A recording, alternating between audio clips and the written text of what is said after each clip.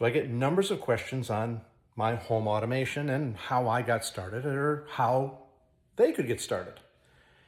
And the simplest example is the thermostat. Now, I'm not going to discount programmable thermostats because they save money, but that's not what we're going to talk about.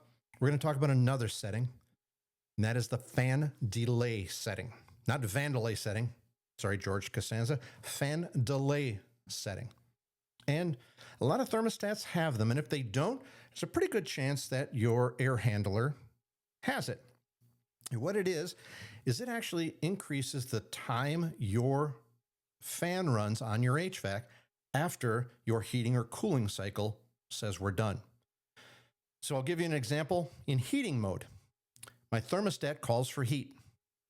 I have it set at 72 degrees. My house is at 71.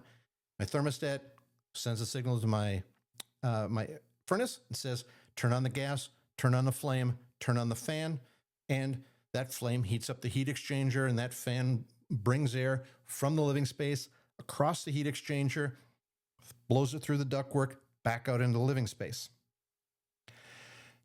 Now, when I've reached the temperature, 72 degrees in the home, the thermostat shuts the heat and the fan and the gas off. But there's still heat in the heat exchanger. There's still warmed air in the ductwork.